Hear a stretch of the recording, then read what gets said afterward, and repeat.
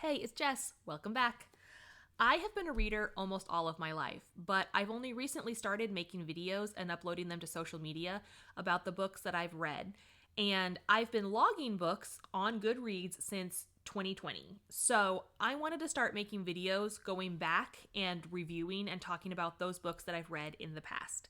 So today I am here to talk about the two books that I read in January of 2020. The first one being A Wizard of Earthsea by Ursula K. Le Guin. And this is the first in what ended up being a 6-book series. When I read this in January of 2020, this was actually the second time that I'd tried to read this book.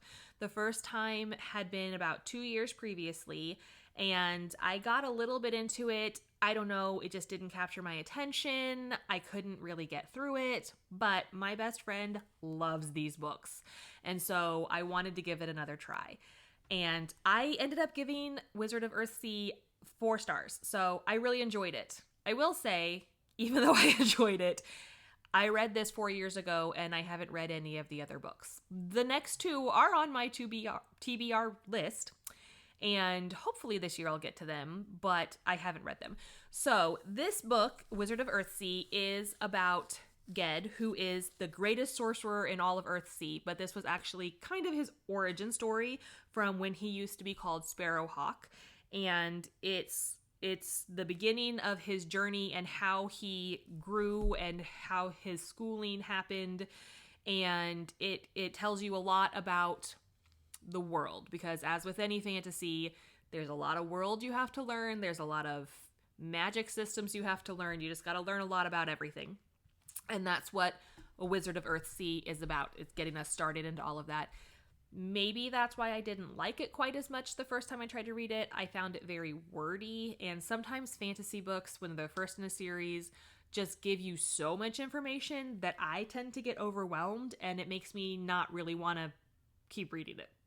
So, but I did finish it the second time I tried, and I will be reading the rest of them, again, hopefully this year. And the second book I read in January of 2020 was The Mortal Instruments number 4, which is a City of Fallen Angels by Cassandra Clare.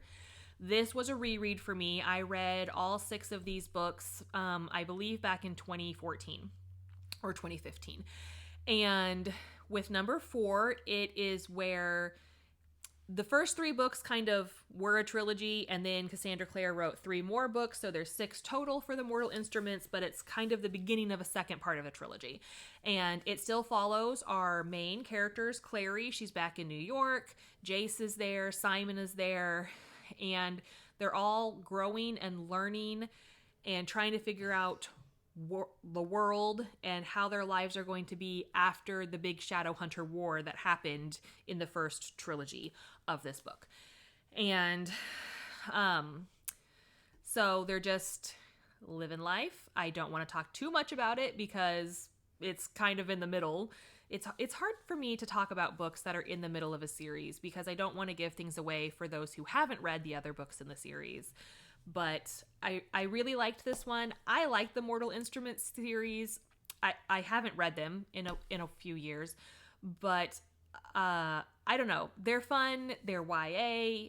They're easy for me to read and get into, and I recommend checking them out, even if you just need some kind of fluff to, get out of a reading slump. That's what they always do for me.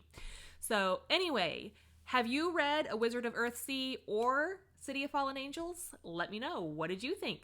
All right, talk to you later. Bye.